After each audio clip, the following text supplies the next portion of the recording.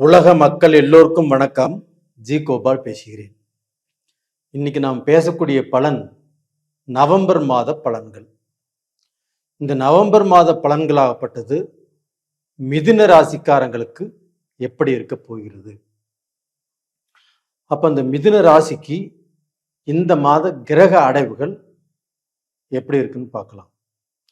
மிதுன ராசிக்கு 2ஆம் இடத்தில் குரு பகவான் உச்சம்.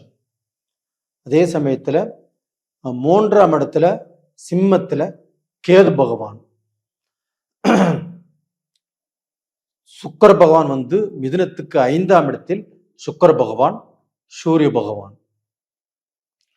அது போக செவ்வாய் பகவான் விருச்சகத்துல, மிதுன ராசிக்கு 6ஆம் இடத்துல, கும்பத்துல ராகு பகவான், மேனத்துல சனி பகவான்.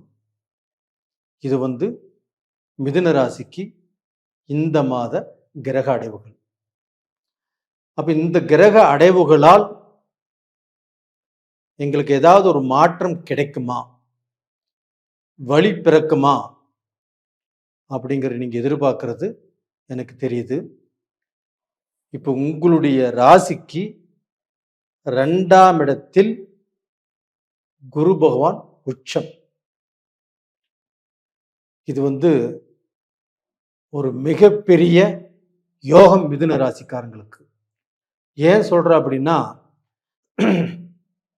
நவகிரகங்களில் முழு சுபகிரகமான குரு பகவான் உங்களுடைய ராசிக்கு 2ஆம் இடத்தில் உச்சபலம் பெறுவது,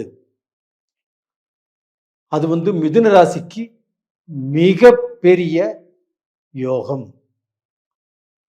அப்ப அந்த குரு பகவான் உச்சபலம் பெறுவதால் மிதுன ராசியே ஒரு தெம்பு, ஒரு தைரியம், ஒரு நல்ல நம்பிக்கை, எல்லாமே பாசிட்டிவா நினைக்கக்கூடிய அளவுக்கு நம்மளுக்கு ஒரு வைப்ரேஷன், இது எல்லாமே இப்ப உங்களுக்கு வந்திருக்குது. அப்ப இதுக்கு மேல நம்ம எது செஞ்சாலும் நல்லா இருக்கும், நம்மளுக்கு ஒரு நல்ல காலம் வந்துருச்சு மாதிரி இருக்குது அப்படிங்கிற ஃபீல் ஆகுது உங்களுக்கு. நம்ம பட்ட கஷ்டம், நாம எதிர்கொண்ட ஏமாற்றங்கள், நமக்கு எதெல்லாமே தடைபட்டுச்சோ அதெல்லாம் நடக்க போகுது அப்படிங்கிற ஒரு திருப்தி உங்களுக்கு கிடைச்சிருக்குது. அப்ப அந்த குரு பகவானுடைய அனுகிரகமாகப்பட்டது உங்களுக்கு நல்லா இருக்குது. அது மட்டும் இல்ல, உங்களுடைய ராசிக்கு 5ஆம் இடத்து அதிபதி சுக்கிர பகவான். அந்த 5ஆம் இடத்து அதிபதியும் உங்களுக்கு ஆட்சியா இருக்கிறாங்க. எப்பவுமே அந்த 2ஆம் இடம் மனசு, இந்த 5ஆம் இடம் என்பது ஒரு செயலை செய்ய தூண்டுவது. அந்த 5ஆம் இடமும் நல்லா இருக்கும்போது நம்ம எது செஞ்சாலும் நம்மளுக்கு நல்லது நடக்கும் அப்படிங்கிற நம்பிக்கையை கொடுத்து, நீங்க எது செய்யறீங்களோ அது உங்களுக்கு சாதகமாக அமையும் அப்படிங்கிறது தான் இப்ப இந்த 5ஆம் இடத்துடைய கூற்று. அப்போ அந்த 2ஆம் இடமும் அந்த 5ஆம் இடமும் கனெக்ஷன் ஆகி உங்களுடைய வாழ்க்கையில நீங்க பாத்தீங்கன்னா எந்த ரூட்ல இப்ப போனாலும் சரி, அதாவது ஒரு வேலை வேணும், இல்லை வேலையில ஒரு நல்ல பேக்கேஜ் வேணும், இல்லை நம்ம இந்த கண்ட்ரிலேருந்து வேற கண்ட்ரிக்கு நம்ம போகணும், இல்லை நம்ம இப்போ கோயம்புத்தூர்ல இருக்கிறோம் பெங்களூர் போகணும், இல்லை சென்னையில் இருக்கிறோம் பெங்களூர் வரணும், இல்லை கோயம்புத்தூர்லேருந்து சென்னை போகணும், இது மாதிரி இடமாற்றங்கள் பண்ணணும் அப்படின்னு நீங்க எதை எதிர்பார்த்தாலும் இந்த பீரியடு உங்களுக்கு அழகா அற்புதமா செஞ்சு கொடுக்கும். இது போக பாத்தீங்கன்னா அந்த குரு பகவான் ஆகப்பட்டது கரெக்டா 7ஆம் இடத்தை பார்க்குறாங்க. அப்ப அந்த 7ஆம் இடத்தை பார்க்கும்போது உங்களுக்கு அது 8ஆம் இடம். அப்போ அந்த 8ஆம் இடம் ஆகப்பட்டது நம்மளுக்கு ஒரு மாதிரியா, ஒரு திருப்தி இல்லாம, ஒரு அன்னீசியாக, ஒரு எது செஞ்சாலும் தடுங்களாக ஒரு குழப்பத்தை உருவாக்கி கொஞ்சம் பயத்தையும் கொடுத்துருச்சு நம்மளுக்கு. அப்போ அந்த உங்களுக்கு அது 8ஆம் இடம். அதே சமயம் வந்து இப்போ குரு பகவான் ஆகப்பட்டது கடகத்திலிருந்து பார்க்கும்போது அது 7ஆம் இடம். அப்போ உங்களுடைய 8ஆம் இடத்தை அந்த குரு பகவான் பார்க்கறதுனால உங்களுக்கு வந்து பார்த்தீங்கன்னா அந்த பயம் இல்லை, அந்த தடைகள் வராது. உடல்ல பிரச்சனையோ, ஏதாவது விபத்தோ, ஏதாவது கண்டமோ, ஏதாவது ஆயிருமோ அப்படிங்கிற பயம் இருந்தா மறந்துருங்க. கண்டிப்பாக நல்லதே நடக்கும். இது போக பார்த்தீங்கன்னா, இப்போ வந்து 5ஆம் இடத்தை குரு பார்க்குறாரு. 5ஆம் இடத்துல செவ்வாய் ஆட்சி. அப்போ வந்து பார்த்தீங்கன்னா, மிதுன ராசிக்காரங்களுக்கு அது 6ஆம் இடம். இப்போ இந்த 6ஆம் இடம் என்பது கடன், ரோகம், சத்ரு. ஆனா இதை வந்து இப்போ குரு பார்க்குறாரு. அப்போ அந்த குரு பார்க்கும்போது நம்மளுக்கு வந்து கடன் குறைய செய்யும். கடன்ல இருந்து நம்ம விடுபடுவோம். அப்போ வந்து நம்ம இன்னைக்கு ஒரு லோன் கேட்குறோம், அந்த லோன் கிடைக்கும். ஒரு பிஸ்னஸ் ஆரம்பிக்கணும்னு நினைக்கிறோம், தாராளமாக ஆரம்பிக்கிறதுக்கு வழி பிறக்கும். இல்லை நாம் ஏதாவது ரூபத்தில் ஒரு வேலைக்கு போகணும்னு நினைக்கிறோம், தாராளமாக அந்த வேலைக்கு போவதற்குண்டான வாய்ப்பு கிடைக்கும். ஒரு வேலையிலேருந்து இன்னொரு வேலைக்கு மாறோம்னு நினைக்கிறோம், அதுவும் நடக்கும். இது ஒரு பார்ட்டுங்களா. அது போக இப்போ வந்து ஒருத்தருக்கு வந்து நோய், ஒரு ஹாஸ்பிட்டல் வைத்தியம் பார்த்துட்டு இருக்கிறோம், அது தீராத வைத்தியமாக இருக்குது. என்னடா பண்ணுறது அப்படிங்கிற குழப்பமா இருக்கும். நம்மளுக்கு வந்து எவ்வளவோ செலவு பண்ணிட்டோம், நீ செலவே பண்ண முடியாத சூழலில் இருக்கிறோம். அப்போ அந்த குரு பார்த்ததுனால உங்களுக்கு தலைக்கு வந்தது தலை பாகையோடு போச்சு அப்படிங்கிறதுனால, அப்படிங்கிற ஒரு அனுபவத்தில் இப்போ வந்து அந்த பிணிப்பீடைகளும் குறையும், அந்த நோயுடைய தாக்கமும் குறையும்.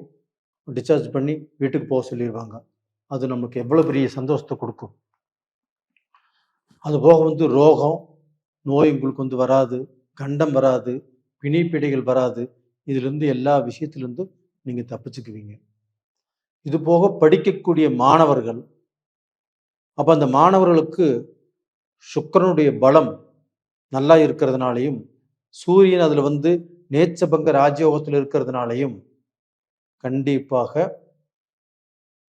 அந்த படிக்கக்கூடிய மெமரி நல்லா வரும். எக்ஸாம் எழுத போகிறீங்க, நீங்கள் என்ன படிச்சுட்டு போயிருக்கிறீங்களோ அந்த கொஸ்டின் அப்படியே வந்திருக்கும். இப்போ ஆன்சர் தலையில் இருக்குது, கொஸ்டின் நம்மகிட்ட இருக்குது, பட்டு பட்டு பட்டு பட்டுன்னு எழுதிட்டு வந்துடுவீங்க, நல்ல ரிசல்ட் வரும். உங்களுக்கு வந்து பார்த்தீங்கன்னா அடுத்த லெவலுக்கு போகக்கூடிய வாய்ப்புகள் கிடைக்கும். பசங்களுக்கு பொறுத்த வரைக்கும் எக்ஸாம் முன்னேற்றம் அது நல்லா இருக்கும். இது போக பெரியவர்கள், சீனியர் சிட்டிசன்ஸ், அவங்க வந்து பார்த்தீங்கன்னா இப்போ ஏதாவது நம்ம வியாபாரம் பண்ணலாம், ஏதாவது நம்ம பணத்தை இரட்டைப்பாக்கலாம், நம்மளுக்கு ஏதாவது வருமானம் வர்ற மாதிரி பண்ணிக்கலாம் அப்படின்னு நினச்சாங்கன்னா இந்த பீரியடில் அது மாதிரி எதுவும் செய்யாதீங்க. கொஞ்சம் பொறுமையாக இருங்க, அடுத்த மாதம் பார்த்துக்கலாம். இப்போ வந்து உங்களுக்கு வந்து அந்த புதன் சரியில்லை. அப்போ டோட்டலாக கொஞ்சம் பொறுமையாக இருந்துக்கிறது நல்ல விஷயம். அதனால் கொஞ்சம் பொறுமையாக இருங்க. அதே சமயத்தில் சனி பகவான் 10ஆம் இடத்துல இருக்கிறாங்க உங்களுக்கு. அப்போ வந்து பார்த்தீங்கன்னா நீங்கள் கடல் கடந்து போயும்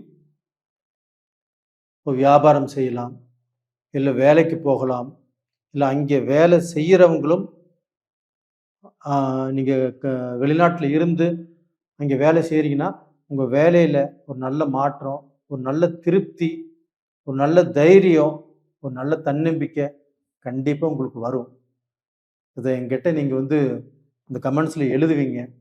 இது உறுதியாக நடக்கும், எதிர்பாருங்க. நேயர்களே, இந்த பீரியடில் உங்களுக்கு வந்து ராகு கேதுக்களுடைய சில தடைகள் வரும் போகும். அதை பெருசாக எடுத்துக்க வேண்டாம். அந்த தடைகள் வந்தால் என்ன பண்ணுறது அப்படிங்கிறது முன்கூட்டியே இந்த ராகு கேதுக்களுடைய தடை வரும் நம்மளுக்கு அப்படின்னு நீங்கள் ஒரு கெஸ் பண்ணிக்கோங்க. அதுக்கு வந்து என்ன பண்ணுறீங்கன்னா 9 மிளகு, உப்புக்கல், 9 உப்புக்கல், அது ரெண்டையும் ஒன்று சேர்த்து உங்கள் தலையை இந்த பக்கம் 9 டைம் சுற்றி, இந்த பக்கம் 9 டைம் சுற்றி, வெள்ளிக்கிழமை நாளில் சாயந்தரம் சுற்றி அதை கொண்டு ஒரு 3 முச்சந்தி பிரிகிற இடத்துல ஒரு ஓரமாக போட்டுருங்க. இதை மட்டும் செய்யுங்க, கண்டிப்பாக நல்லா இருப்பீங்க. நேயர்களே, உங்களிடமிருந்து விடைபெறுவது உங்களின் ஜி கோபால். நன்றி, வணக்கம்.